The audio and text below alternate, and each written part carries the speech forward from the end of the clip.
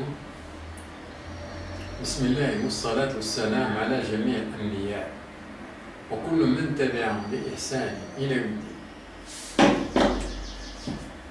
On continue de parler sur le verset qui dit أعوذ بالله من الشيطان الرجيم بسم الله الرحمن الرحيم إنما جزاء الذين يحاربون الله ورسوله ويسعون في الأرض فسادا أن يقتلوا أو يصلبوا أو تقطع أيديهم وأرجلهم من خلاف أو ينفوا من الأرض.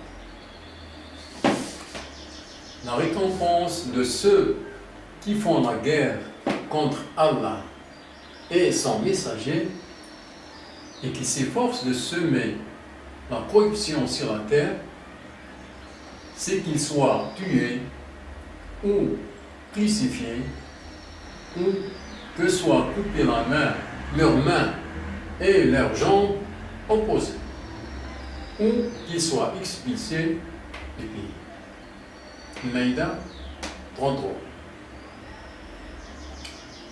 Dans cette science-là, on va voir ce que veut dire par la guerre contre Allah et son messager.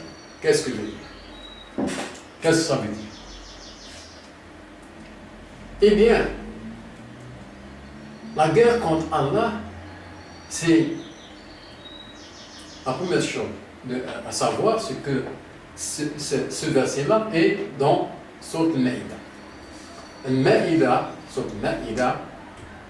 Dans Sourate Al-Maïda, Allah a déclaré que la religion est terminée. C'est-à-dire, le livre est dans la fin. C'est-à-dire, la fin du livre. Et cela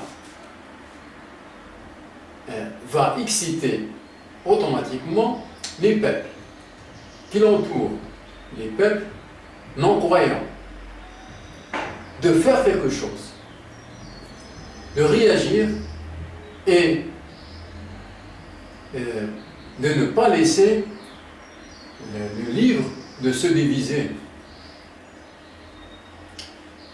Parmi ces peuples-là, première chose, ce fait-là, de ne pas laisser le livre de se diviser, c'est la guerre contre Allah, et qui traduit par dire qu'il s'efforce de semer la corruption sur la terre. C'est ça. S'efforcer de semer la corruption sur la terre, c'est la guerre contre Allah. La guerre contre le messager, c'est ce qui reste ici. Qui veut dire qu'il faut attraper le messager, le prophète lui-même, et soit de le tuer, ou crucifier, ou couper la main et la jambe opposée, ou l'expulser. C'est ça ce qui veut dire la guerre contre Allah et la guerre contre le messager. Salam alaikum.